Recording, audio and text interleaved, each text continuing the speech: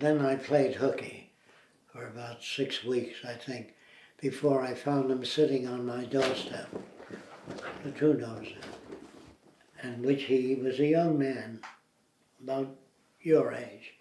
And he said to me, "You have been in school for a month." I said, 6 weeks. He said, "That's right." So I said, "What do you do when you're not in school?" "I go to the library and read what I want to read. I go to museums. I look at the ancient Egypt and all the articles in the museum. I was very interested in the Museum of Natural History.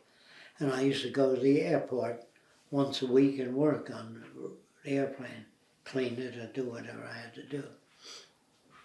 And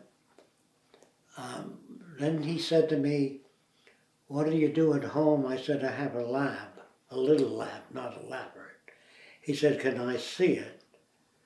I said, "Only if you don't tell my mother who you are, because my mother would break out in a rage if she knew I didn't go to school."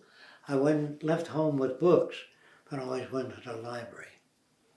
I never went to school. It took him about 6 weeks to catch up. Well, he wasn't, maybe he was there before, but I never saw him. But he was sitting on my doorstep. I said, "What do you do when you don't go to school?" I said, "I go to the library, museums, aquarium, and I build different kinds of things, experiment." That's when he said, "What do you do at home?" I said, "I experiment." "What kind of experiments?" And I told him. Well, then he said to me, "Since you're not hanging out with gangs or in trouble or drugs, doing drugs or beating up people," he says, "I can't say you're wrong, Jacque, but you can do me a favor if you want to. Show up Monday. It just means that I did my job. Then you can play hooky again." So I played hooky forever. He called me a few weeks later after that incident. He said, "I'm going to take my nephew to Lakehurst to see the Graf Zeppelin. Would you like to come?"